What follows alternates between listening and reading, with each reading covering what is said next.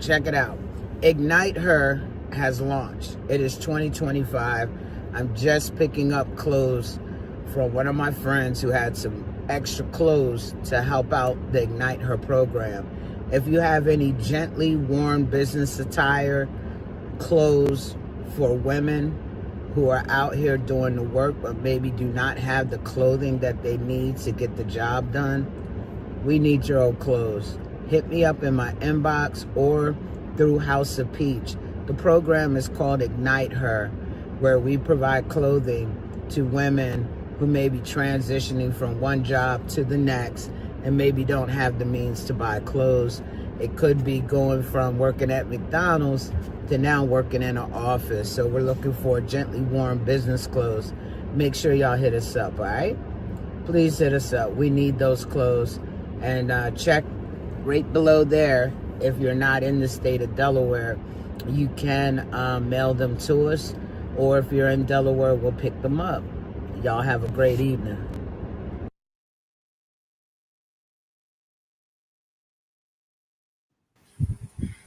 All right, ladies. Good evening. Good evening. Good evening.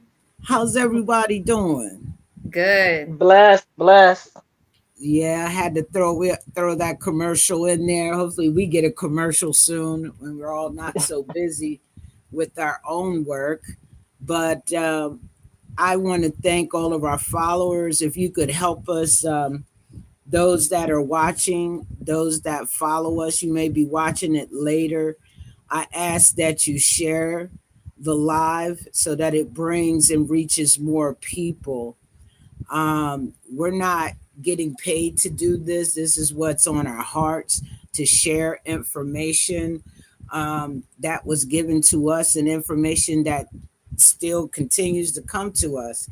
We just want to share it out so that as many people can take advantage of the opportunities and the word and the message that we're trying to deliver. So, ladies, I'm still on a natural God high from this past Saturday. I got everything I needed. What about y'all? Yes, the Spirit of Yeah. God was all up in that place. He was all up in that place. Amazing. Look, from the time I was told to go make an announcement, I was already warm, so I could feel the Holy Spirit was there. You feel me? Mhm. And when she told me go up into the pulpit and make a message, that we're about to start soon and welcome everybody, I was like, me? I'm new to this, y'all. I'm new to this. And I said, Oh, but she was like, what? This is your house too. Go up there. Mhm. Man, I got even warmer. And I'm just being real. It was just so amazing. I have people I've sent the link to who are just, saying how it just, the messages from all of us, like how it transitioned into their life. One of them was my good friend who's going through some things, and it just gave her hope. So it was good. It was good. So, what kind of feedback did y'all get? Sorry, um, my 9-year-old interrupted me. You good? What kind positive, giving people hope. And even people that are not able to speak out because they still in that stage of fear of telling their story, they seen the courage that we had to get up there and stand in front of people and tell our story. And like I said before in the previous podcast, that don't fear because you don't know who or what your story can do for someone, your testimony. And Mm-hmm. you never know. Like I said before, I run into people and I just get to talking and then end up saying, the things I've been through, and they like, wow, man. And it could be that moment, that time that they needed that. Mm-hmm. Just don't know. And it starts there. If you can't get in front of a crowd, start with having conversation with somebody. Sometimes it leads to that where you're telling someone about your story, but you teaching them also. and they may know someone or they may be going through. If you can't physically get up in front of the room and tell your story, it starts there. Start little steps. Yes, I received nothing but positive feedback. Even if a person was in the audience and they weren't specifically struggling with cancer, but had other life tough situations going on, they were Hmm. able to glean from our testimonies, just from, us overcoming, our challenges. The same principles that we, use to with our journeys, they can apply to their own situations. So I think it was good to hear different points of views. Each one of our journeys is different, from the Yeah. things that we've gone through. Although we've had some similarities, there's a lot of differences as well. And just hearing different perspectives on the situation, I think was very enlightening as well. And I'm excited. I hope we can do the event again and hear even more testimonies Hmm. from other women, because I was inspired just by listening to you two. So, Mhm. I think it would be amazing if we can do another event and have more survivors come and share their testimony as well. Yeah, I was talking to Lisa the other day, and a lot of people was like, we needed to bring it back, and I was talking to Lisa like, maybe we'll bring it back around, do it again around Breast Cancer Awareness Month. You know, maybe around there, we'll talk about it because there's some other things God has put on my heart. I really want to do a gospel concert. um, I'm just that music ministry is I love music, and so music ministry is really big to me, and I love gospel music now. So I think I want to do that. So if anybody's out there listening, me, Lisa, and Veronica are looking for gospel artists. We do not have no budget to pay nobody, doing this out of kindness of your heart, because this is coming, this is for God. But Amen. yeah, gospel concert, and maybe we could raise money for Fight Like Smack, or My Sister's Keeper. You know what I mean? Hmm. Yep. So that when people need help, we also have some resources to help them as well. Yep. So Yeah. that's what God put on my heart. But Evangelist Shannon, she really set the tone. I felt, because I was so nervous. I'm like, yo, I typed up. You and Lisa tell you, I was up till 4 o'clock, man. God woke me up. I ain't go to bed till 4 a.m. because I rewrote what I was my message, and didn't even end up using it. And so I guess that was just God showing me that He's in control and that He could change His mind. I did miss a lot of things that I had written. And instead of speaking twice, I just did it all at once because it just flowed that way. And Hmm. it was just great. Like I feel good. I felt like I really let it all out. You know what I mean? I was tired. I asked Pastor Bogarty to pray for me. He's like, nah, you got to go through that. That's what ministers go through. You got to feel that. I was like, Hmm. brother, man, y'all, when I got off of there, I felt like I was out of breath. I was sweating. Oh man. And It, then it, it, I think what another aha moment is when Ty Savage got on the drums. Ty, Ty. I didn't see her go from one side to the other. I just know she was over there beating the drums. I'm like, how did she get over there? When did she pass me? Because I I know, think I right? was so engulfed in what was going on, I didn't even see her go over there. Yep. Man, look, when that praise dance music was coming forward, my legs was going. They were shaking. I looked over. I saw my sister getting it in, and I took off and just started walking. I started pacing, and I wanted to run, but I'm like, Me that's how too. my body felt like. And Hmm. what's crazy? A lady that was there said to me, "I'm looking at you, and the spirit tell me you're gonna be running through this church today." And Mm. I'm like, I don't know who that lady was. She sat in the back. I don't know if that was the lady that was going to speak, Mm. Veronica, but that's what she said to me. So I was like, I just kept walking back fast and shaking. That's just how I do it. Man, but I felt like I wanted to run, Me y'all. too. The You presence should have of God ran. was heavy in that place. You should have ran. I ain't want to knock nobody down, and I ain't ran.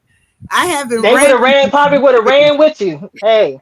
Yeah. Man, I'm gonna just let it go. Next time I was fighting that thing. I said, God, what you trying to do to me in here, boy? I was like, come on, God, bring Well, I it know one person that didn't hold back. Man, when Smack bent down and touched her toes, I like to Mm. shout it all around that church. in. Man, look, I God is yo, good. he is, man, and it brings like good tears of joy because I could not bend down to tie my shoes. Remember, I Mhm. had to buy shoes that you Mhm. just slide on, and I Mhm. was like, "Yo," I said, "I got my best friend Carla brought me some sneakers." Where I said, "Look, don't give me nothing that look like Skechers. I'm not doing it." You know what I mean? I'm a Nike girl, but she found these sneakers, her and I, and you tie them before you put them on, and then you just slide your feet. They just look like an athletic shoe. And I was like, okay, I could do this. They hot. I ended up ordering a blue pair after that. So yeah, yeah, man. I Yeah. was just like, the little things that we take for granted, and I think that's why I'm a crier. I wish I could be more stronger, like how Lisa was, because she's not a crier. She's a tough woman, but I'm a crier because I think about who I am, Mhm. and God still blesses me, and that's what people, they think because of who they are and what they do, God is not expecting you to come to Him perfect. Amen. And that's why I get so emotional because I know the things I've done in the past. I know the person I used to be. I Mhm. know things that I may have done that just were not right. I know how many people I done laid out, cussed out, just not of, godly thing, but God forgives us for our sins. Yes, he does. So, Yeah. He does. that's And he why He wipes gave us us, clean. wipes us clean. Mhm. And so that's the part. That's why I was crying so much. I'm like, Lord, I gotta get through the message you gave me. That's why I was And like, and I don't know if y'all realize I was out there talking to God. Like, yeah. I said, I hear you, Lord, but look, I gotta get through this. Come on now. Yeah, And that's the thing. Everyone looks at things different. I'm a strong person, but I've been through a lot in my life that made me that way. Yeah. Mhm, To toughen up because I've been through things that may have broken people, from the age of 19, losing my mom and my stepdad in a car accident. It started there. I had to man up. I didn't have any emotions. I was hurt, but I didn't cry because I'm like, I'm left to do this. And then 10 years later, I get the first cancer.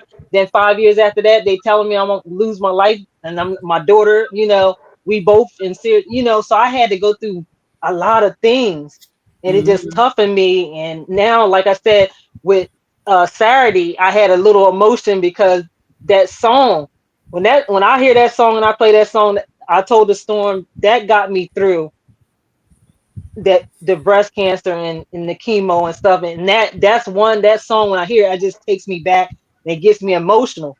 Mhm. But other than that, I forged forward to tell my story and to try to be strong. Um, and I'm not always going to be superwoman. I realize I'm not. I used to be, and people always come to me and like, Lisa, I know, you just, you the strongest person I know.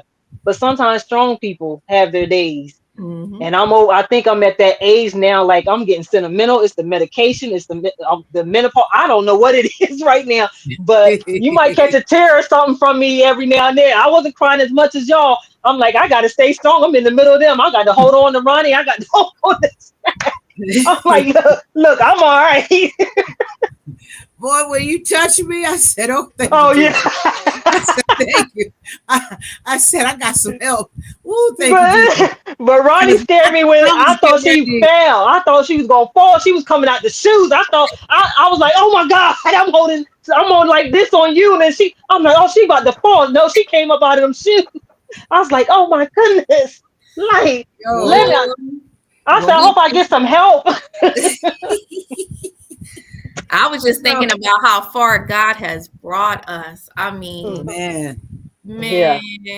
how far he has brought. I mean, I remember laying on the couch, being in excruciating Mm-hmm. pain, and not being able to walk, not being able to do Mm-mm. anything for Yep. myself. And Yeah. to Yes. be in that moment at that church, being able to stand in heels, number one, Mm-hmm.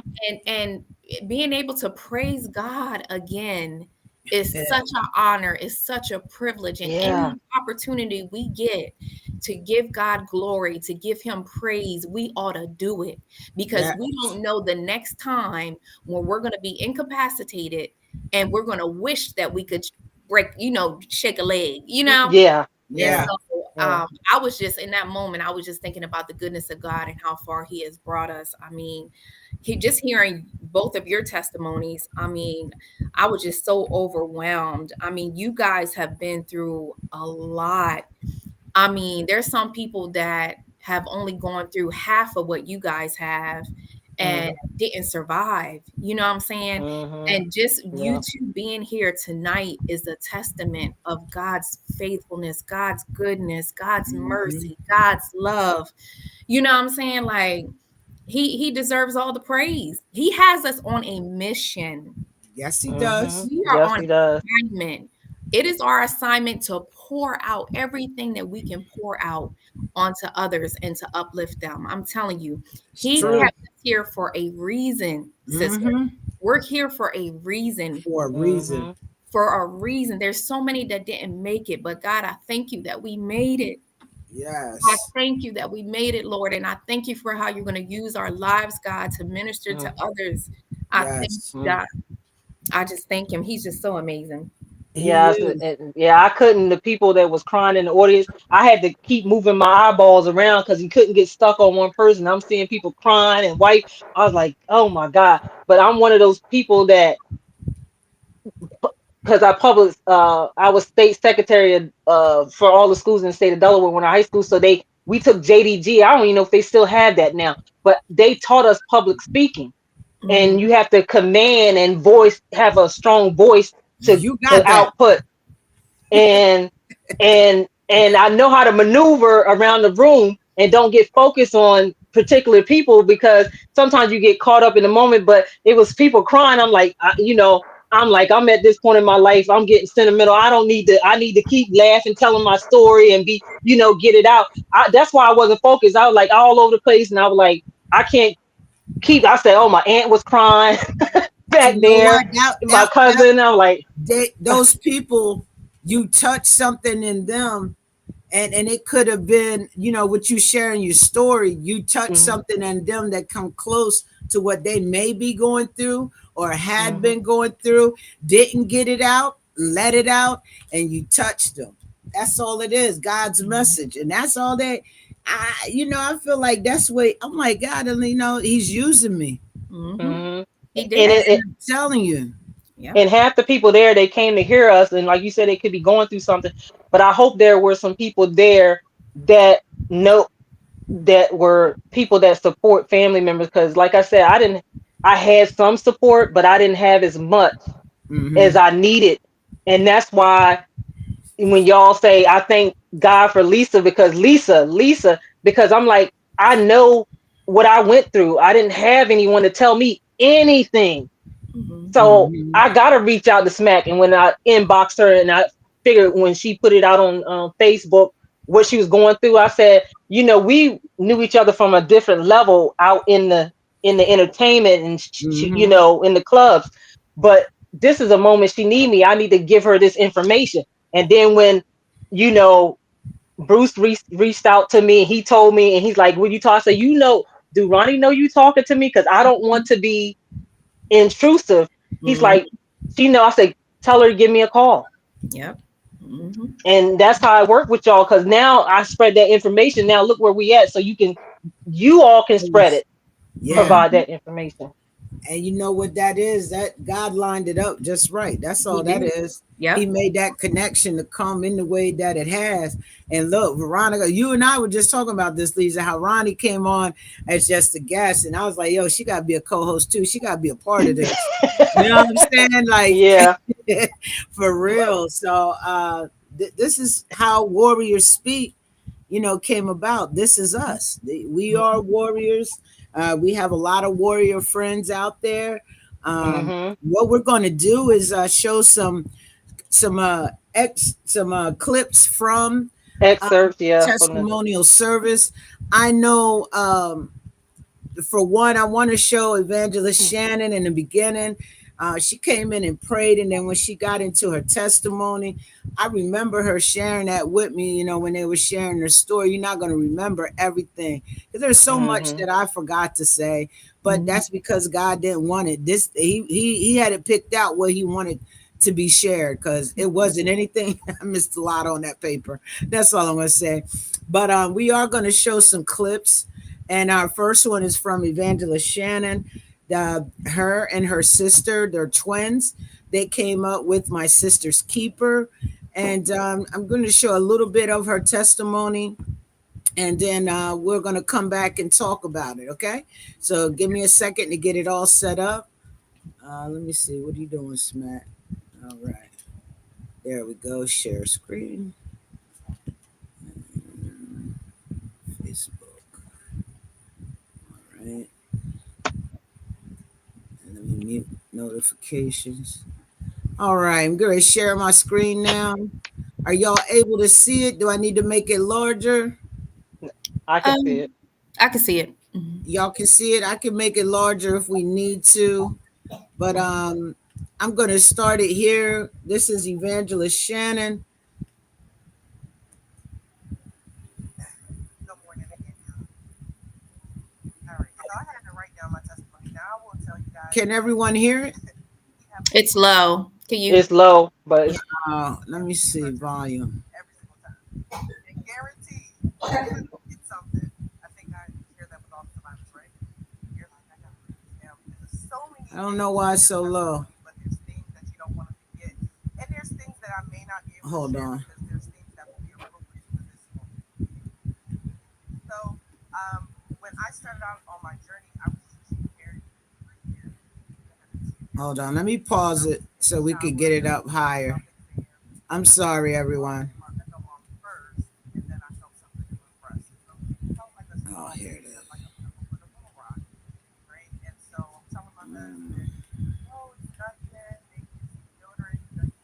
Oh, I'm on the wrong thing. We'll go to the doctor. Went to my family doctor, and he started to expedite everything. Let's get you some scans. Let's send you to the breast surgeon. Went to my breast surgeon and found out it was breast cancer. Now, my breast surgeon came in, and I remember that day. And I remember looking at a breast surgeon, and she said, and she was so sad. And I looked at her and I said, okay,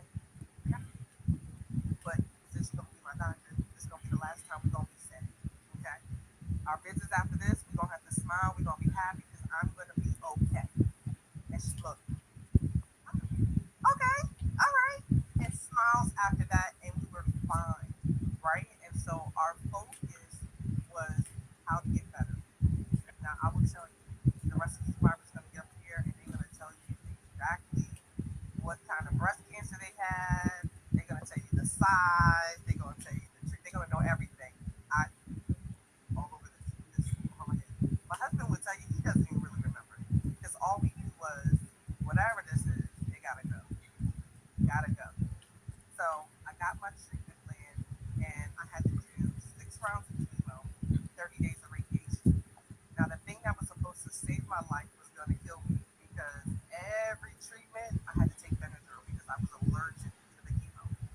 So literally my first treatment, saw the little dots coming before my eyes, my back started to tighten up, and I was all right. I felt this before, and I was about to pass out.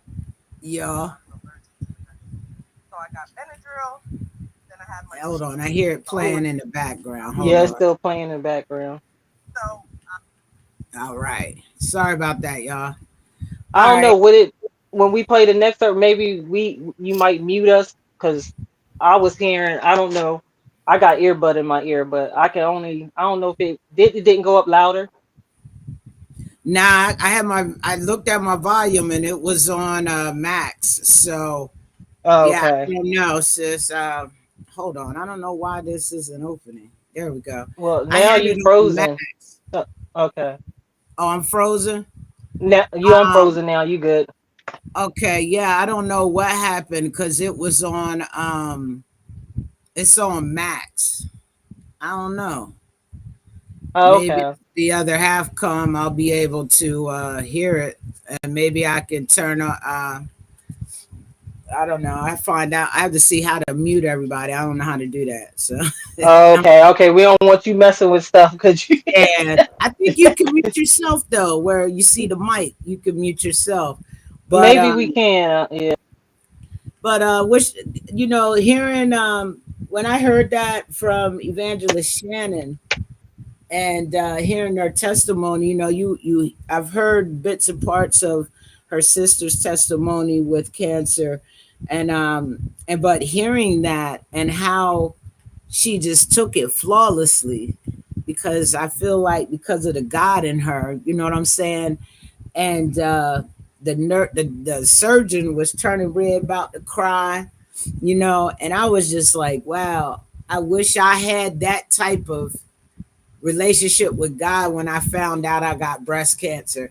Because mentally, I took myself to the point where I'm on medication. You know what I'm saying? I'm Hmm. hoping to be off that medication soon. But I worried myself to death. But I was so happy that she shared that and poured into people with that. And I love how her husband was there to support her. So I Hmm. really loved her testimony. And then the part about the Benadryl. Wow, she had to take Benadryl before she took chemo. Yeah, and when she said that, I had to take Benadryl too, but they had to give me a lower dose because they gave the whole syringe. The first time they did it, I scared Jennifer. I scared her because I was out and I couldn't wake up, and I had to stay in there longer. So they had to reduce it. I told her I was lightweight. I'm not a drinker. I don't do drug. You know how we talked about different medications that I'm not a pill taker or anything like that. I told her I'm lightweight, and they had to reduce my Benadryl down to keep me from going all the way into a deep sleep. Because the first time they did it, I scared her. I scared all of them, but I'm the problem Yeah. child of Bay Health Oncology, so I'm that 1%. They don't like to see me coming, but yeah, when she said that thing about Benadryl, it will knock you out when they give you that full Oh yeah, amount. I've had it before. I'm allergic to the blue dye that they shoot in your body for when you get what is that, MRI? Nah, yeah, Okay, yeah, mm-hmm, when they're trying to find something. And so and also when you get a biopsy too, so they have to give me mm-hmm. most time I'm sleep through all of them procedures because that blue dye makes me itch, you know. Yeah, Mm. some people have that reaction. And then Yeah. I was like, me, I want to be nosy. I'm like, yo, give me that dye afterward. You know what I mean? I Mm. want to see what y'all doing. I don't want to be sleep while y'all all up in my body, moving Mm. me around machines. I want to be awake. I told them start giving it to me afterward. But yeah, Yeah, it's amazing how your body changes. I don't know if y'all have any changes, but I did. I end up being again, like I told them, allergic to lidocaine. That's why they don't give anybody in oncology anymore lidocaine yeah, because of me, and the heparin to flush your port. yeah. And I guess people still get Neulasta, but I was allergic to it, so you know it changed a lot of things with my eating habits and me having anaphylactic shock, carrying around a EpiPen all the time now because I don't know what drugs that's going to affect me. I was scared with my colonoscopy on Monday. I was scared, even though it was 15 minutes and they had to put me under. I kept saying, I said to the doctor, he looking at me, I'm laying on the bed. He prepped me and got my arm, got my hand and stuck the IV in. I said, I'm just telling you now, y'all, do y'all have Benadryl, steroid, and do you have an epi? Because I left my epi at home. She said, why? I said, because y'all give me they gave me on my paper. I looked at the paper. They gave me 1% lidocaine, but I don't know if it was enough that it didn't send me into Mm, anything. But I took a Benadryl the night before when they said I couldn't take anything. At midnight, after midnight, I couldn't have anything to drink or eat. So I took I took my allergy medicine just for that because I'm like, I'm gonna go in here, but I'm gonna have one thing in my system that if I have a reaction, anaphylactic reaction, I already have that allergy medicine in me. Now, to Mm, everything else, they're gonna have to hit me with Benadryl, steroid, and hit me with an epi. She said, "We have all that. We have all that, but I think you're gonna be okay. All right, mm. okay." Mm-hmm. But have you found out that you are allergic to anything, Ronnie? No, nope. Nothing. I had everything. I You had the you were Neulasta blessed. thing. I had the dyes. I had everything. Changing Um, foods or something you can't eat. I can't have bananas, peaches. mm-mm. No. Wow. You haven't encountered anything because I know you like food, so I know you would know. Yeah, But yeah, but that's nothing. amazing. You haven't. I only had No. like a bad I got real bad bruising and stuff. I thought they messed me up when I had went to get my MRI and they put that dye in. Mm, My whole like at the crease of my over here was all like really bruised, really bad, like something was wrong with it. And it was like a knot. It was like a knot in there. So I didn't know what was Mm-hmm. going on, but it went away after mm. time. But that was my only, I think, bad reaction to something. When they put that dye through your veins, you get so hot. It's Oh like a yeah, heat. they warn you. Yep, they warn you because That was I used to not get sick, but I tell them to warn me. They count. They like 1, 2, 3, and they like hold your breath, and I'm like I feel like I was just gonna pass out and throw up. And they started giving me Zofran before I would get the dye. yeah. That's a Mm. weird feeling. It makes you feel real Yeah, crazy. weird. I don't like it. But I just wanted to say something to anyone that may be watching who may be a little hesitant about sharing their testimony. Um, I want to encourage you to share your testimony because you have no idea how you can bless or help or encourage someone else that's going through your exact situation. You may think, to yourself, who am I? Or I haven't been through what they've been through, so I don't really have much to say. You have a story, okay? We all have an individual story to share. Don't ever be scared or timid about sharing your story. You have something to contribute. I don't care what you went through. Just like, Smack and Lisa was talking about Minister Shannon's testimony, how when she got diagnosed, she was just gung ho. I'm going to believe God. God's going to heal me. I'm not, confessing no cancer. But we didn't have that same, testimony. You know what I'm saying? So Mm, from our perspective, I was upset at God. You know what I'm saying? I was upset at God. I went through a whole different range of emotions. And so the Mm-hmm. people that I may reach are those people that feel the same way that I felt, and it's okay to have yeah. those emotions. I want everybody to know that it is okay to feel the way that you feel. Don't Mm-hmm. ever feel bad about the way that you feel. Just because we're confessing to be children of God and we didn't have the same reaction to the news that Minister Shannon had, doesn't mean that we're less of a Christian, that our faith is less than hers or anything like that. It's just that each individual goes through a range of emotions, you know what I'm saying? And you have to embrace it. You have to walk through that each step of the journey and embrace it. And it's okay to not be okay. It is Hmm. okay to not be okay. I learned so much the value in having a good support system. I learned so much the value of having prayer warriors, available to Mm. me, because I knew that Hmm. at this point in my life and my journey, even though I was a child of God and I had the word implanted inside my spirit, I knew that I didn't have enough strength to walk this path on my Hmm. own.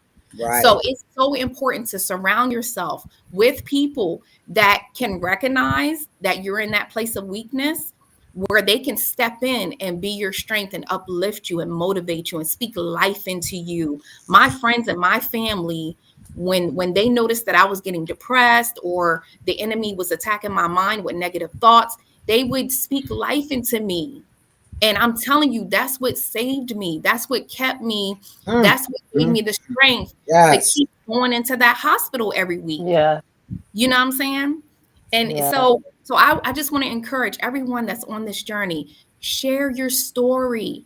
There's something that you went through that I can glean from. You know what I'm saying? There's stuff that we went through that you can glean from. Don't ever be afraid to share your story. We need to hear it. You are a testament. Okay, you have a testimony. And the word says we overcome by the words of our testimony. By Mhm. sharing your story, I'm sure you ladies can agree. It makes us like feel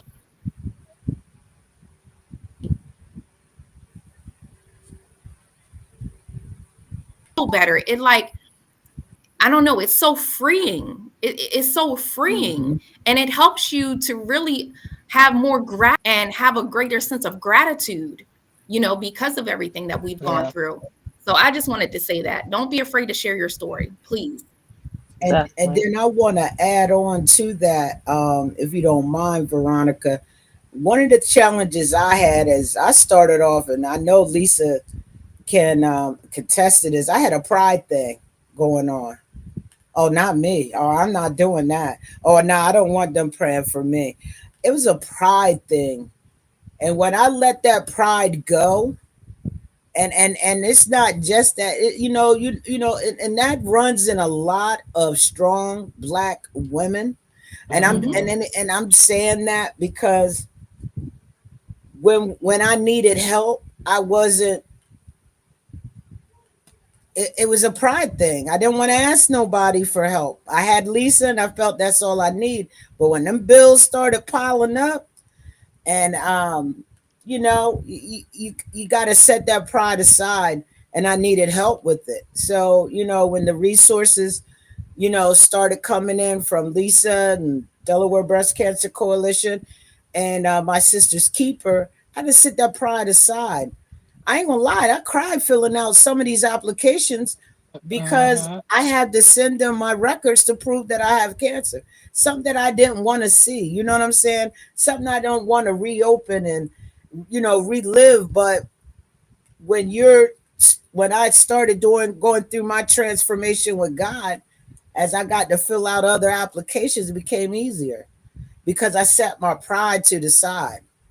You Yeah. know, and I always said, I told my girlfriend, 2025 is the year of storytelling.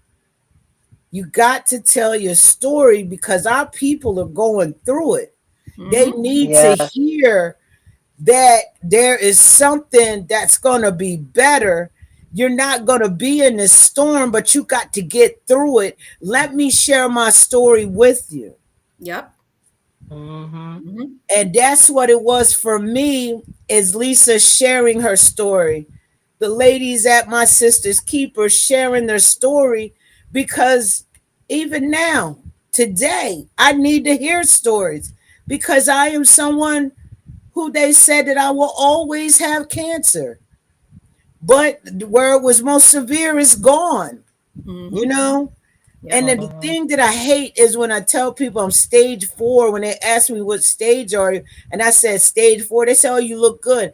I thank you, but I didn't know cancer had a look. I didn't know stage 4 had a look, because the God I serve, He gonna make sure I'm here till it's time for me to go home. And I Yep. don't Hmm. look at it like I'm dying.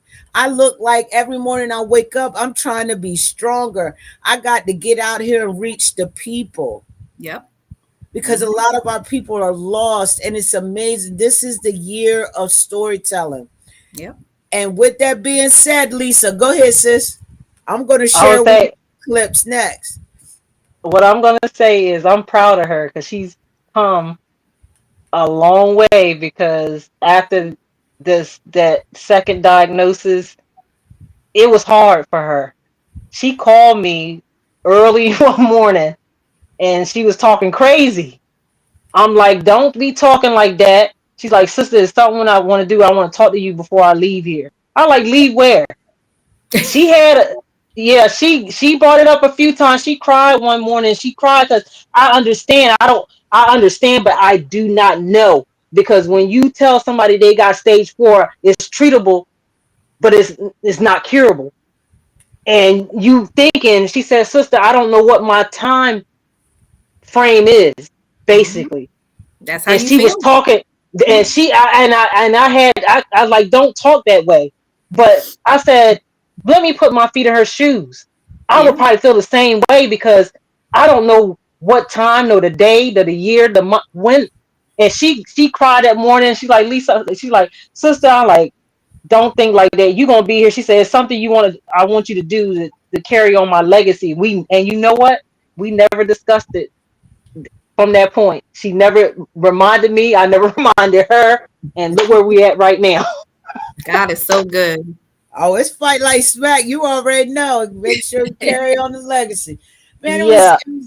and it wasn't until Lisa told me just stage 4 just means that it spread somewhere else. Mm-hmm. We, so many people put so many what is it, a word I'm trying to say, huh? Labels. Yeah, they put labels on stage 4. It's like the Mm-hmm. end, and it's not. And then I'm, going for my treatments for radiation. I met 3 other ladies that were stage 4. And I Wow. said, and I shared with them, I said, you know what? Man, God is amazing. They just looked at me. I'm sitting in there. We all sitting to go get radiation. And we all stage 4. Wow. You feel And I me? told her, I said, I have a friend, an old friend, and he's a male. He has cancer, and he's been battling stage 4 Mm. for 15 years or more. Yep. And Yep. Wow. he still DJs. He Yeah. still Wow. DJs and everything. He has his good days and he has his bad days, but Mm-hmm. he's still here and he makes jokes. He make lighting of stuff, and it's crazy that I found him after all these years last year, and I'm like, wow, he's been living with this. That's why I said when people say stage 4, don't look at it as a death sentence because most people do. Mm-hmm. Some Yeah. people can continue to live life productively with the right medications to get them through, and yeah, they're gonna have some bad days, Mm-hmm. but they still here to be able to tell their story. That's right. That's right. Like And I said on it just Saturday, we means it don't. spread Yeah, somewhere we don't. else. Mm-hmm. That's all it means. Those of you that are tuned in or will tune in later, stage 4 only means it spread somewhere else. It went from the breast and it went to my bones. Okay. It's still HER2 negative. It was plus. Now it's negative. I don't get that. And I ain't trying to be dissecting it because God said, take your mind off of that. Just live. Yeah. Mm-hmm. If Lisa had never told me that, man, I was preparing. Mm-hmm. Cause Yes, stage she 4, was. what's the point of going through all of this? And y'all don't know if I'm gonna live. I might as well Yeah. just live my life out. I mean, Mm-hmm. if Lisa had not opened up her mouth to share the story about her friend, me meeting them other 3 ladies, it was their second time. One lady, she's been stage 4 for 13 years. The other lady is her second time. She's been stage 4 for 7 years. I said, God, thank you. Yep. Because when I found out, Lisa tell you, I was making preparations. Mm-hmm. Yeah. I was too. I didn't get to share all that. God, I guess God said you ain't got to talk about that. It's in the Mm-hmm. report. But All yeah. those thoughts come. Yeah, they do. Well, I'm They sharing do. here now. Those of you that got stage 4, man, keep on living, man.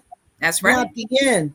That's And if right. you feel like you don't have the strength, just find enough, like what they say, a size of, have the A Mustard. faith mustard the seed. size of a Mhm. mustard seed. Yep. And Mm-hmm. keep on pushing. Because that's what they try to pull me out of work. I said, oh, no, you're not. Because I'm going to keep on living. Mm-hmm. Man, walking from the carport, what is it called? I know sometime I was talking to you, Lisa, where we got to park our cars, the community parking. It's a parking garage. To walk to my job with that big old jetpack on, boy, I was getting it. I was getting it. I might have been hurting, but Yeah, I'm getting that thing up in the air. big. I just don't know how you did it. Woo. I But did it. yeah, People was looking at me like, what she got on? I said, yeah, I'm about to you take got a off. whole back, I had to whole make brace. jokes Like, about it because I got tired of telling everybody about it. I said, yeah, this is my jetpack. I could take off in 5 seconds. I got my back. You know what I mean? I would just make up all kind of crazy stuff, man. But what were you going to say, Veronica? Um, I can't remember. All right. But So this this is really, why it's so oh, important to share our testimony, because there are new people being diagnosed every single single day, day. Mhm. and they need encouragement. They need hope. Okay, so it's so important to get our testimonies out so we can let them know, number one, they're not alone. Mm-hmm. Number Mhm. two, we understand fully what they're going through. Just by you sharing your experience about having the pride issue, there's probably thousands of other warriors out there to have the same issue, and they have you to look to, because you were able to overcome that and share your story, and now Mm-hmm. they have you to look to as an example. For me personally, it took a long time for me to go public with my diagnosis. And for Mm-hmm. me, the reason was because I felt like once I put it out there for the whole world to know, it became 100% real. Mm-hmm. Because Yeah. I was in that space where I felt like if I can just suppress it and put it to the back of my mind every Mm-hmm. chance that I get, then it wasn't all the way real. You know what I'm saying? Mm-hmm. So like I was scared. I mean, it took everything in me to go public with my diagnosis, because I just did not want to put it out there, because at that point to me it was solidified, and Mm-hmm. I just didn't want to be labeled as a cancer patient. Right. And so there's other people that feel the same way. There's other people that feel the Yep. same way. And if we show them, look, you're going to be okay. We got your back. You're not by yourself. We're going through this journey together. We have each other to lean on. I just think it just makes people feel so much better. And I feel like it does something to you on the inside. Like Mm-hmm. Mhm. once you have that boost of confidence, that boost of hope, you know what I'm saying? That knowledge of knowing that you're not by yourself, I feel like Mm-hmm. it gives you another level of strength.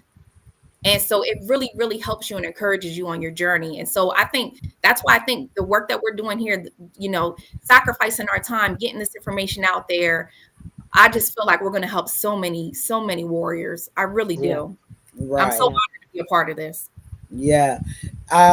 One of the from Lisa's testimony, one of the things that my girl shared with me is that your story about your daughter really touched her, and I'm gonna try to get to that point in the um in the clip here. So give me one moment as I do to share, y'all. Y'all Okay. know I done learned something new. You know what I'm saying? Let's see where we at. Yes, allow. All right, let me make it bigger so I can see him. And let me try to mute everybody's. I can mute myself. Oh, you can mute. Okay, cool. Oh, okay. Share screen. Oh, it's there. Oh, okay. Hold on. Let me see if I can turn the volume up on that. No, I can't. Never mind. All right, let me go here and grab that. Grab this really quick. Um, why is this looking like this? There we go. All right, come on. There we go.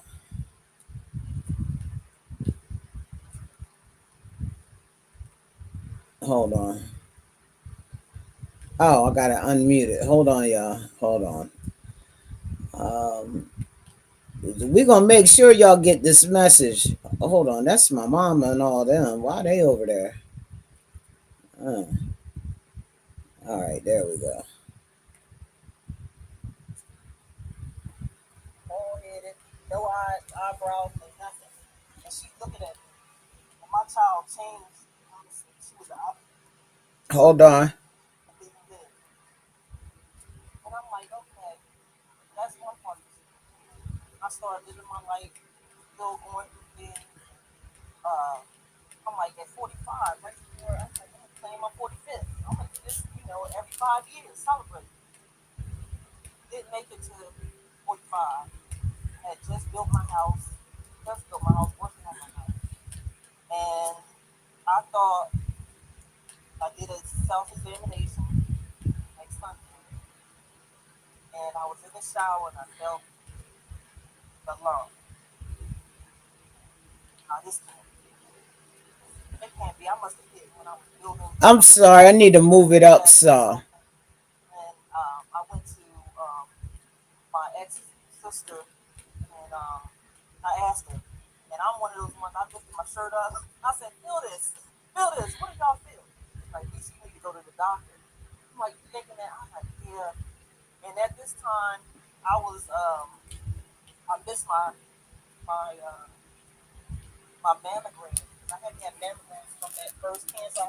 Oh, okay, yeah. Hold on.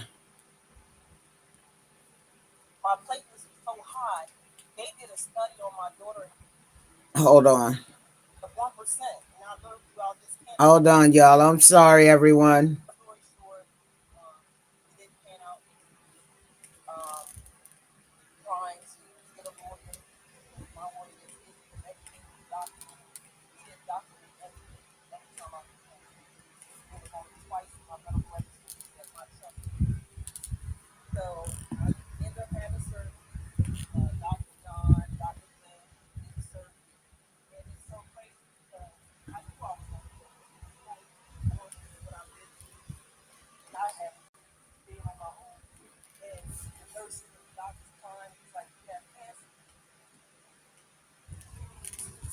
Oh, come on now.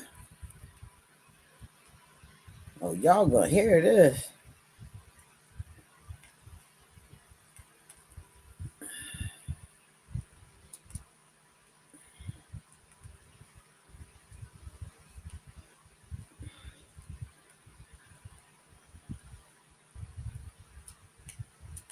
Y'all there?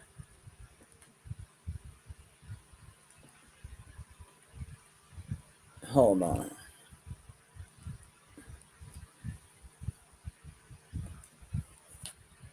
Facebook stopped. Are y'all there? Wow, I'm not even on screen.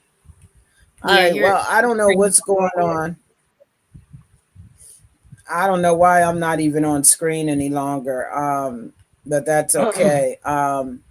The the program y'all saw, it just stopped. But could you share that part about them telling you you couldn't have a child? That part, when I that is the part that touched my other half. Can you hear me? I don't know if you can hear me. Okay.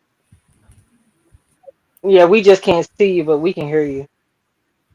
The part was what I was saying was because I had the chemo and radiation from the first cancer, the non-Hodgkin's lymphoma back in 2002, they told me that I wasn't able to have kids because of the chemo and radiation. And one part of the story I didn't tell, unfortunately, and this can help someone, and not a lot of people know, not even most of my family. I did conceive during having radiation back then, and right between the chemo and the radiation. And when I found out, um, I had to, unfortunately, I had to make a decision because they said that if I wanted to carry the child out, I had to wait to 6 months for them to be able to find out if that child would have something wrong with it, a limb, become out, destitute, just wouldn't be able to function. So I had to make a decision to have a medical abortion and continue with the radiation. So they sent me to Christiana to the maternal fetal medicine place, and it wasn't at a abortion clinic or anything, and I had to have it through the hospital, so it was covered. And I prayed about it before then, about it, but it was crazy because they told me, even though I was in the process and this happened, but once I was done with the process, they said, you're not going to be able to have kids because of the radiation. You had so much radiation. And lo and behold, at 35, and I said, if I ain't had no kids by 35, I wasn't having any. And I was getting sick again. And I thought I was feeling bad, so I thought I was getting sick again. And when I went to the hospital to get blood work and stuff, they always ask you, oh, you think you pregnant? I'm like, I'm not pregnant. And God knows when they did the thing, they still tested, and the ACG came back, HCG came back that I was pregnant. I'm like, oh my God, I'm pregnant. And it was not planned. I was like, Jesus, I'm having a baby. But they told me I couldn't. So when I told Dr. Glenn and Dr. John and them that I was pregnant, they looked at me like, this is impossible. But you telling us, and it shows that you're pregnant. I'm like, yeah, y'all told me I couldn't have kids. But that's when I said, ain't God always has the last word. Always. And that little girl wasn't with me with the first cancer, but going through the second cancer, she had to watch me lay on that couch. No eyebrows, no hair. And I'm gonna tell you, men, I don't know how y'all do it with a bald head, and because I kept a newbie on my head because my head was always cold with no hair on it, and I looked like something from the living dead because I was just bald. No, you know how Ronnie, you said you have your face just looks, it's like the whole life is sucked out of you. And my daughter at the time was 9 going on 10, and I had some support, but not a whole lot of support. I still had to get up and take her to school in the morning, which was a task every morning until the Boys and Girls Club helped out, and her auntie helped out, and her cousin. But to watch my daughter come in every day and have to take off her clothes, get in the shower before she can come out there in the living room and hug me, and see my child go from this child full of life to a child that became introvert, and she was scared for me every day. She was scared, like, mommy, you okay? And right now she's about to be 16 soon in June, and every day, you okay, mommy? You all right? I was like, Hannah, it gets on my nerves, but I'm okay. But I don't want her to feel that I feel like she's annoying me sometimes, but she's genuinely scared. And I think that she was scared because she had to see her mom go through that and look at me like that. She was there when I washed my hair the first time and the hair started coming out my head, but I was used to this because this is my second time around. And it scared her. And then to go through that process with me where she had to come in the house and literally take off your clothes, get in the shower, put some clean clothes on and come to me. And you couldn't touch me and stuff. And to see me go through everything I went through, and me being in the hospital, and she had to be taken care of for a little while by some family members, it scared her. And still to this day, it's her and I, and she's scared when I go out the door. She don't want anything to happen to me because that fear is always there. But she used to be an outgoing child. Now she's like an introvert, and she has anxiety and things like that. And I think I brought this up, when we talked, Ronnie. I said, I know you. When are you going to tell, your little one? And I was like, they don't think they don't know. They see the changes. So you have to figure a way how to say it, without hurting them. And I actually had to tell Hannah at a certain point before I had the surgery and started the chemo. I had to tell her ahead of time because I was going to go through the changes. And she 10 years old. She going to see everything, the hair and no eyebrows, looking like I'm deadly sick, skinny, underweight and everything, and can't move off the couch. And that was something I said, Ronnie, well, however you do it, just tell her now, because don't think they don't know, because kids know a whole lot. They do. Yeah, I hesitated for a long time to tell my youngest, a long time. At first, I said, okay, I'm going to tell her when all my hair falls out. Yep, you But did say that. all my hair came out and I still couldn't tell her. Like, I just couldn't bring myself to tell her. And so one day, my husband had went to go pick her up from her after school program, and she came in the front door, and I forgot to put my turban on. And I was sitting in my husband's recliner, and she walked through the door and she saw me bald for the first time. And she was just like speechless. And she was like, Mom, what happened to your hair? And then I went like this, and I was like, because at that point, it was like I was forced to, I was Yeah. like, oh, I cut it all off. I'm trying something new.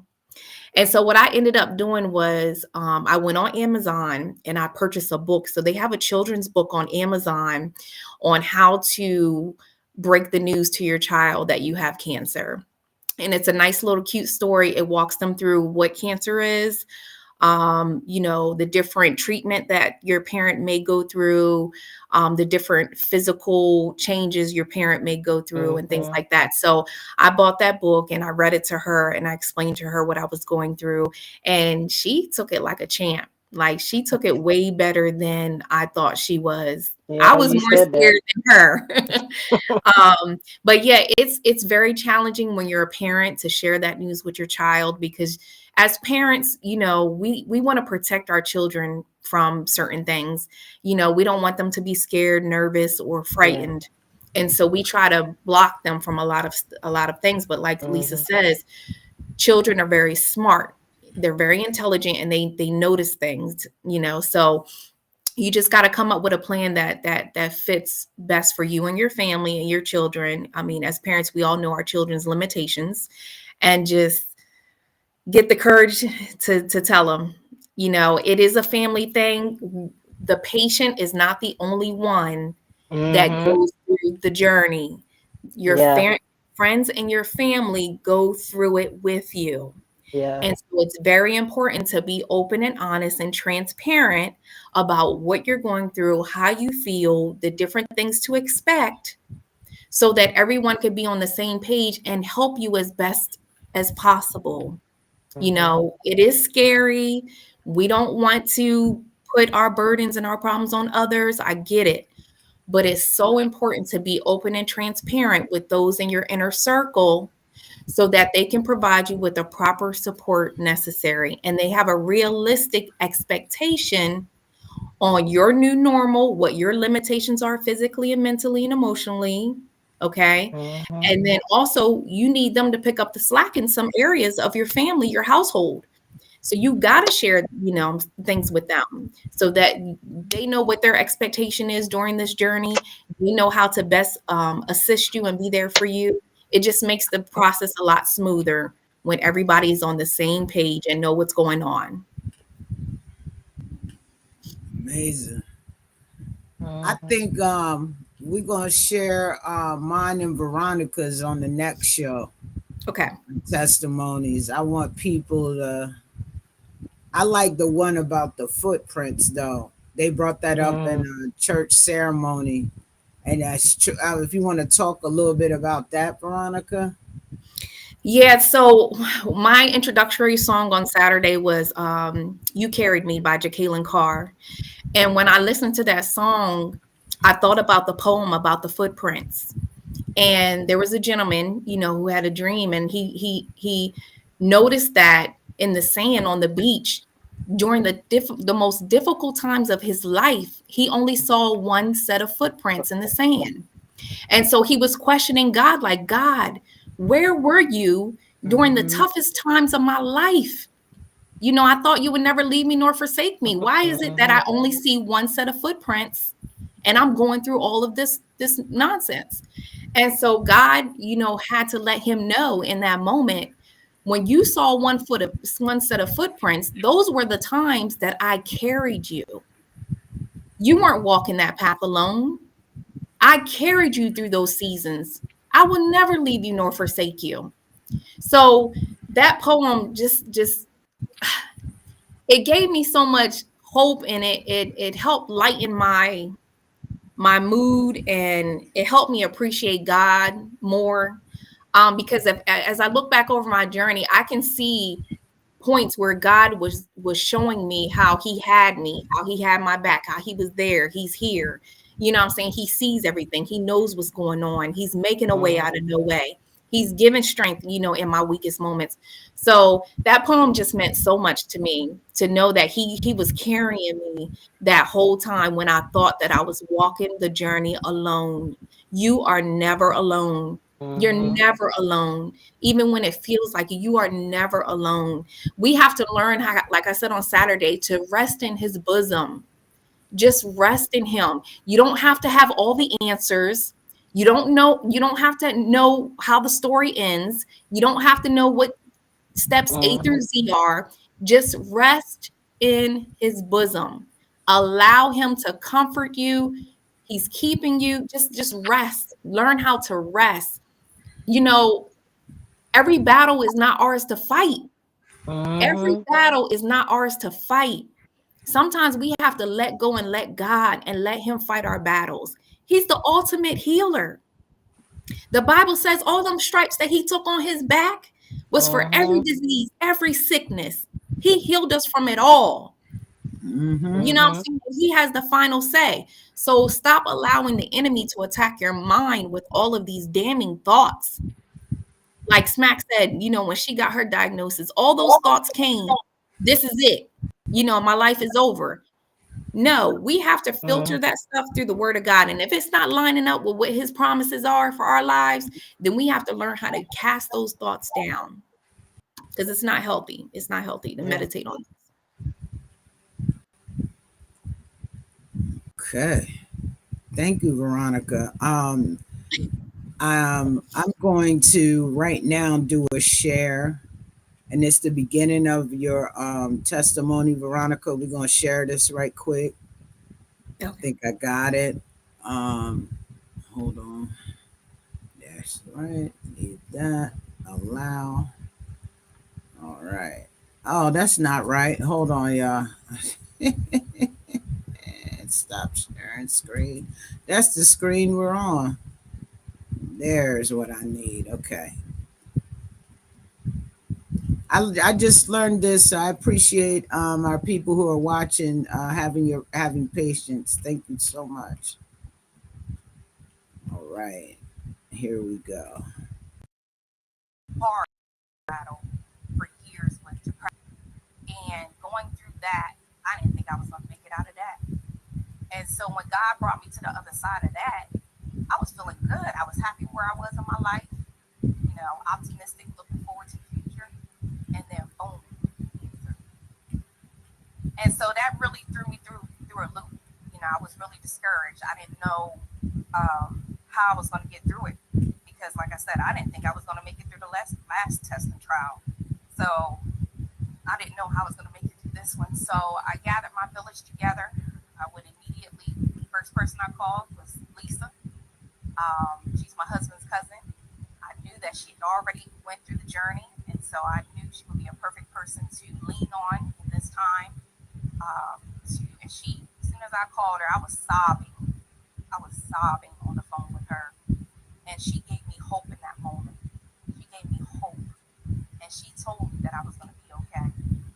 I was When I was on the phone with her, I was driving to my in-laws, and I called on my sisters, my mother, and I said I need y'all to meet at the house because I knew in that moment I didn't have the strength within me to fight this battle by myself. I knew that in this season I was going to have to lean on my family, my friends, my sister-in-laws, my mother-in-law, my husband. They formed a circle around me. They laid hands on me. They prayed for me. They encouraged me. They uplifted me. And they declared that I was not going to die. But like Smack said, like Lisa said, I was going to live and declare the glory of the Lord. This journey has not been easy. When I tell you this has been the toughest fight of my life, I thought depression was the toughest fight. This has been the toughest fight of my life. The pain that the treatments cause you.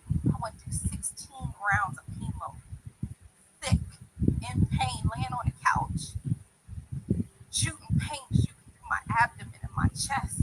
And I couldn't do nothing but just lay there and suffer in silence. My family couldn't help me. My husband has held it down from day.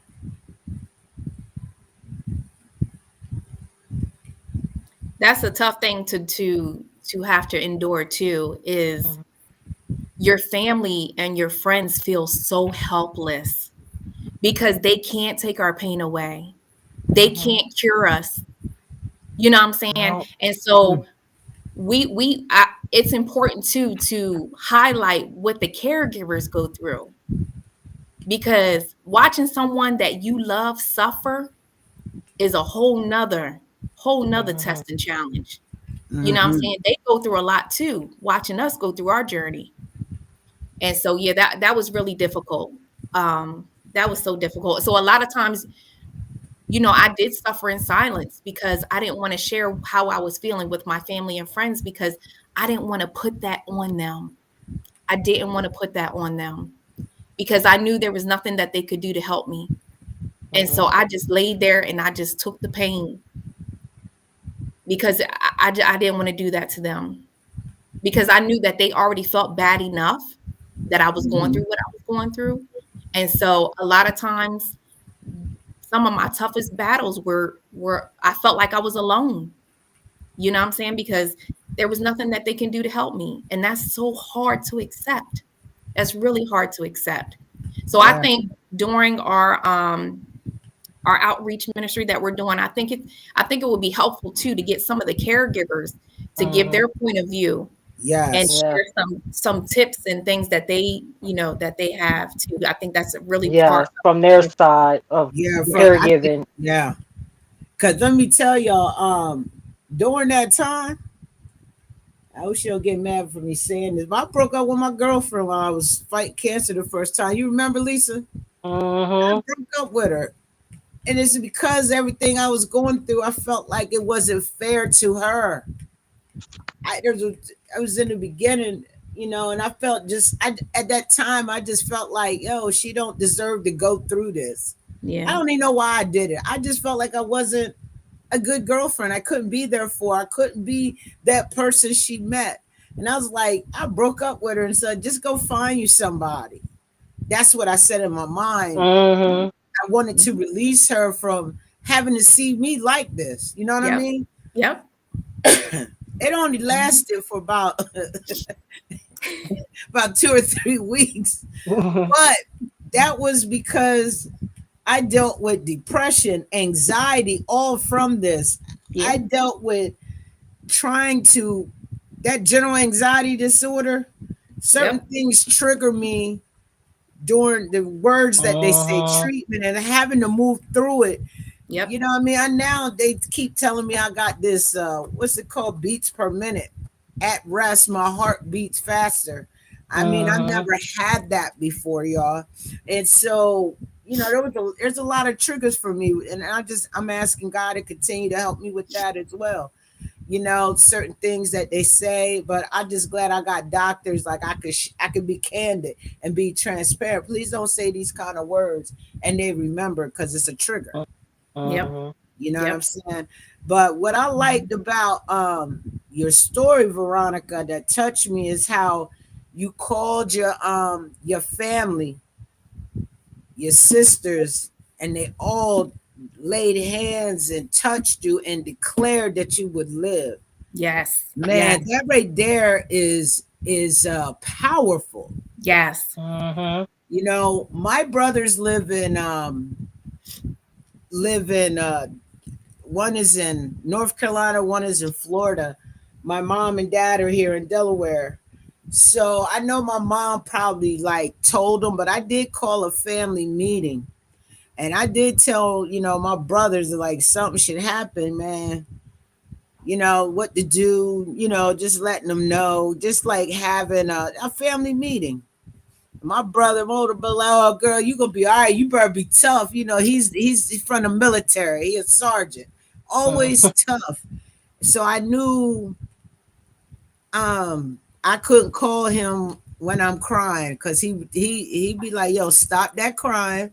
He real tough, and so I found out later that him hearing me cry, he can't take it, and I just told him to pray, man. My dad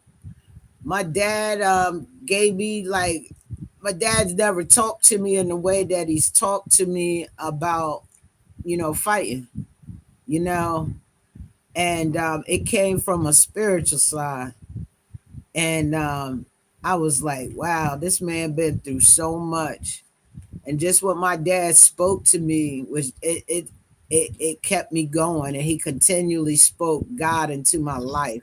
My mother as well. I told y'all how she had all these people. I don't know. I guess it just Mm, spread by word, sending me text. Man, I probably got about like 20 to 15, 15 to 20 a day, just text messages and mhm, scriptures and things that keep me going. And but when you talked about how they put a circle around you and they declared that you would leave, that was powerful. That mm, that made me like, you know what I'm saying? Man, that's amazing. And then like you were just sharing now, when we're sick, like we don't want to you don't want to put it off on nobody else because nobody can make you feel better. The Mhm. chemo would take you there. Like Mhm. the first mhm. one, I did not call you Lisa. I said, I got this. This is it. This is it. I said, and I told her, I said, okay, you feel good. We're gonna give it a day or two. And sure enough, By the third day, It hits you. yo, then my hair started falling out. I mean, I had waves. I took me a long time to get these waves. Just but speaking she had of, it. You huh? had an even bigger big breakdown because I went through it and nobody's seen me, but your fingernails die off and your Oh, toenails. And you have no nails. Oh my God, she I almost had a said, whole fit. She's like, "Oh, my nails turning, turning, they were They turning. turning." turn black. Mm-hmm. I Yep, and said, they yo, fall off. Mine fell off. Yeah, yo, my nails are black.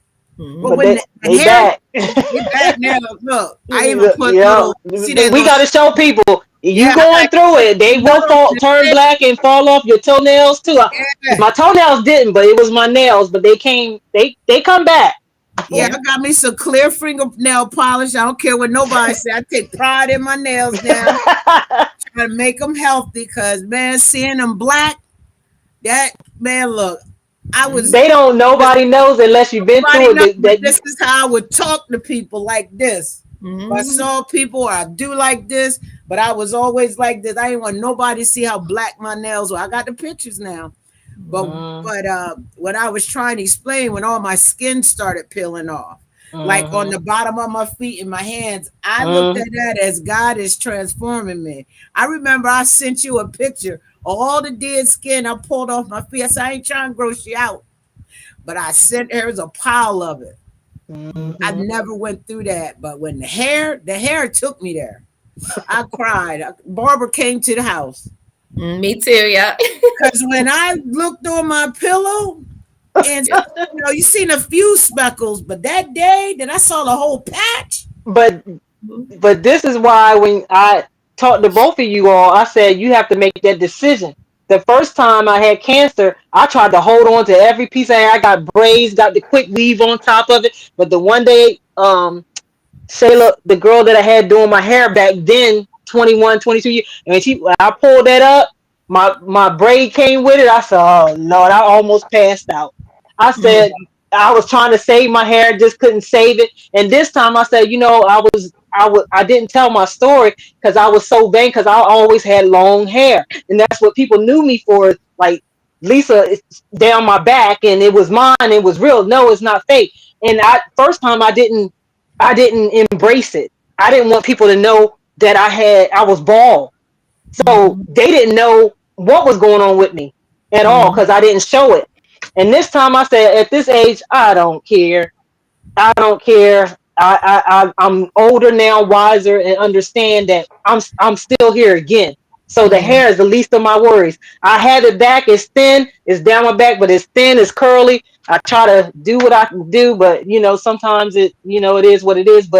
I, but that's a journey. People don't understand the hair because women, we got our hair, our chest, and what's down below.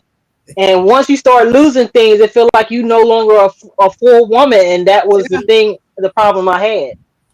look, I don't even cut. No, don't go to the barber shop. They just do the sides now. That's it. Little line up, just the side. I'm trying to hold on to all my hair.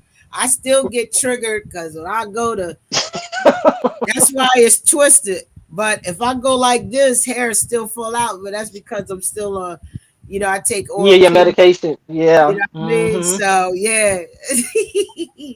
But yeah, that was great. So I do want to get through the last one so we can get it all in this week, and maybe we'll do the new resources next week. Is that okay with you guys? Yeah, that's fine. Okay. Mm-hmm. So let me go here real quick and get to one of mine. Let me see if I can find it. Let me see.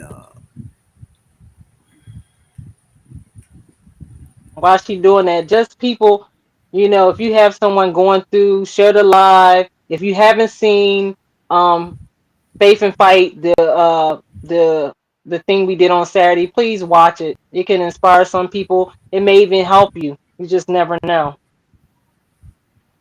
Yeah. Like, love, and No matter share. what you're going through, Hmm. it's an encouragement for everyone. All right, I'm gonna share it here because I don't even know where it's at, y'all. I'm sorry, but we're gonna share this. I feel like all of our testimonies all the way through were very, very you know, they were you know, good all the way through. Not one Hmm. piece. Everybody need to hear all of it. And you could go to Facebook to the Well Church Delaware and beyond, and you can find go to February 22nd and find our testimonial service. So I'm getting ready to do a share screen right now, and we're gonna get into it. I don't know where it's at. I just picked the spot. All right, here we go. And and jobs came up, or I didn't think I was qualified. All I've ever done, I went to college, but I've always been a manager, like retail stores, being the store manager. So these jobs, I was like looking at them, looking what they were asking for. I was like, I'm not gonna get this. I was already defeating my own self. I told me call Flora and talk to her. She said, "You got this. Everything that's on here, you got it. You're already doing it. You're doing the work." And so I went back and I looked, and I had Drew from Network Delaware also help me. And I said, I am qualified. So I applied for two jobs that paid way a lot more than any management of a retail store. And God blessed me with both of them. So I had to make a decision. That's another testimony. You show yourself approved, and you lean on him, and you let him know that you love him, and he hears your every cry. And he saw this. I really think God took me through what I went through so that I could be a better man. I really do. And it was a hard decision between the two jobs because one of them was with Classy and the other one was with the ACLU of Delaware. I chose the ACLU of Delaware because I'd already been volunteering for them for over 4 years. And I was like, wow, God gave me choices. I said, yo, you snap. I'm sorry, y'all. I talked to him like, I said, you're snap. He gave me choices.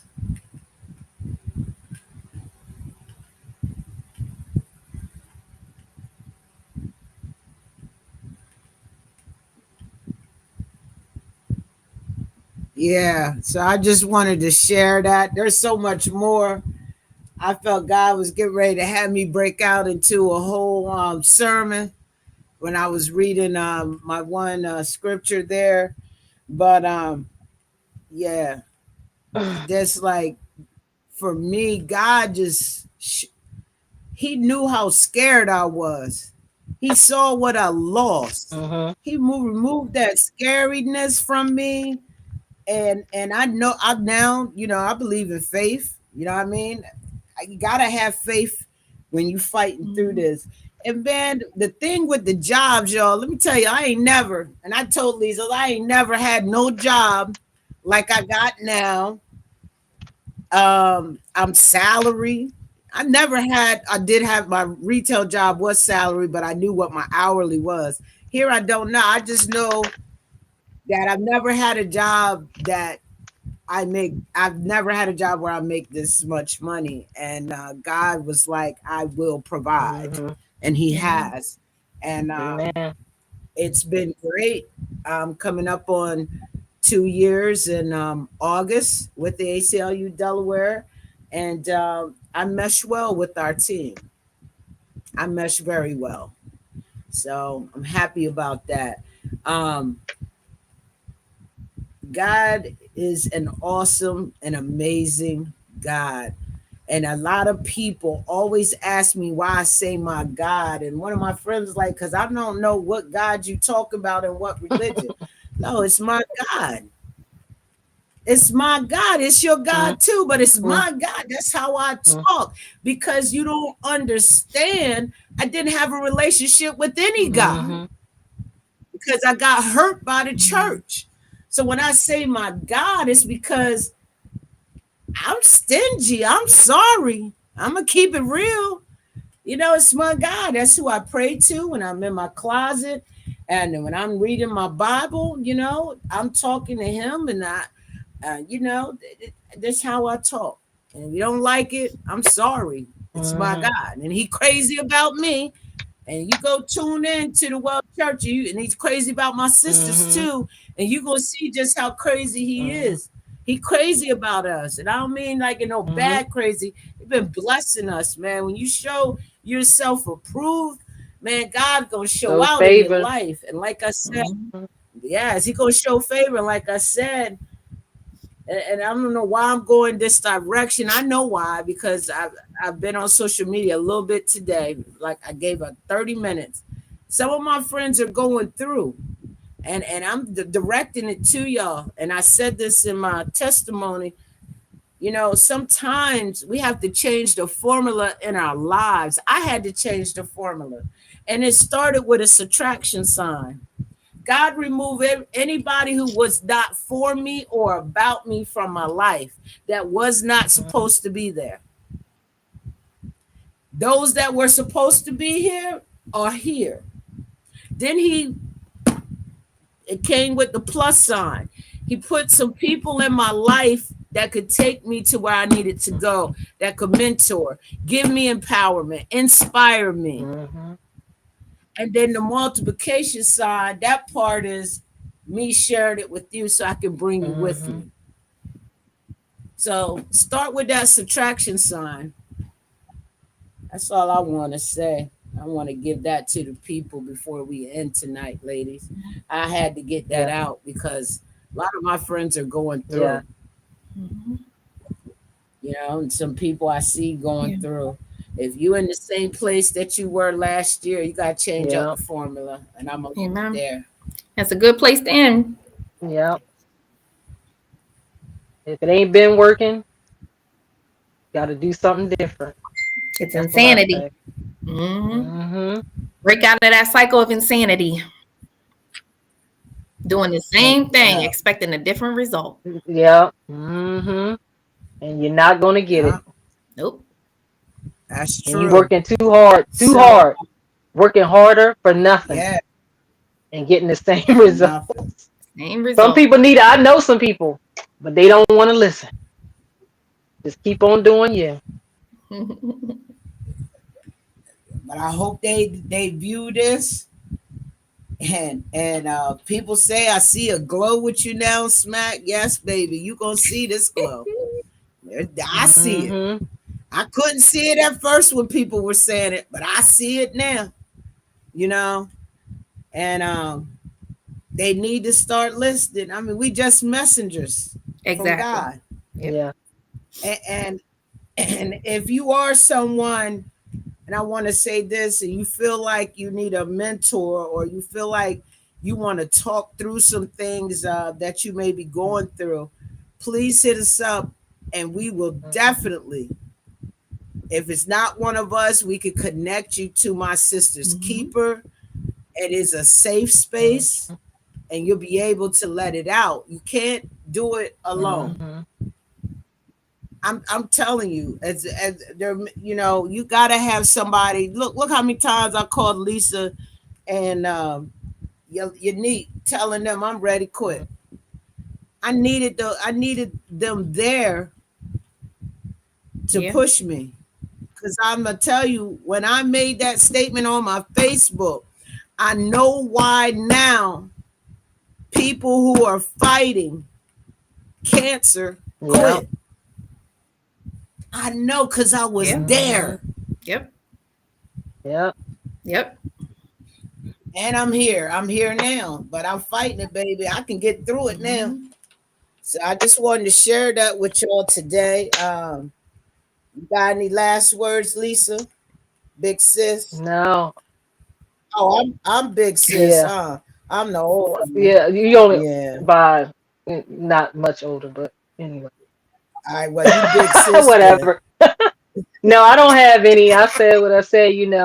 We're here, and if we can help, listen to our message. We trying to definitely get this out here to get more people black and people. It's not just women, it's men have breast cancer.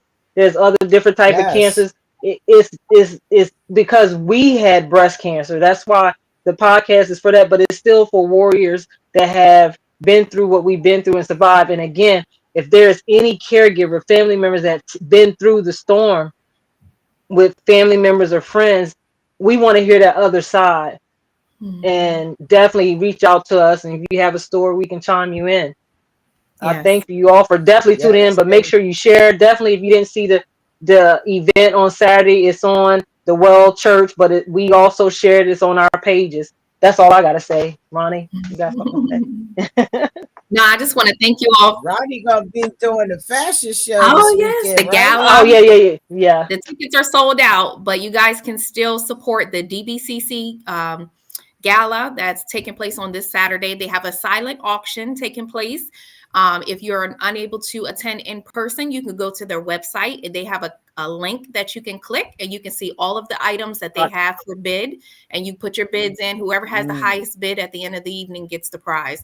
They have a lot of things on there. They have gift cards, trips, mhm. products, gift baskets. So please go on their website and check them out. DBCC is an amazing organization. They have helped all three of us and thousands of other people on this journey. So please consider making a donation, participating in the silent auction, or just, volunteering your time with them. I just want to thank you all for tuning in this evening. Like Smack said, we're volunteering our time to do this, to give back to our community, to strengthen others. Feel free to send us messages privately. If you don't want to, publicly chat, we are here for you. You are not by yourself. We do this so that you can be educated and so that you can be encouraged.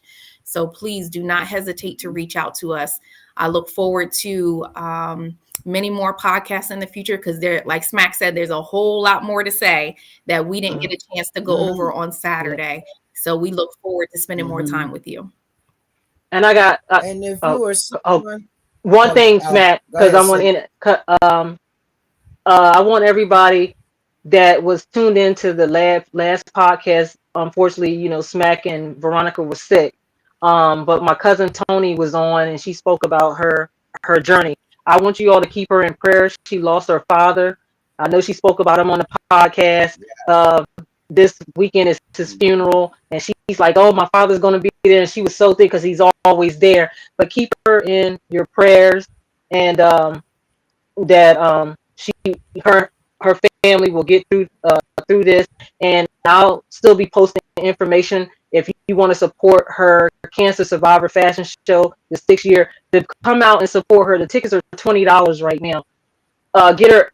I'm gonna make sure I post it in the comments, the flyer, that come out support, or if you want to participate in it, she would love to have you tell your Yeah, story. Smack. Oh yeah, yeah. Smack is going to be in it.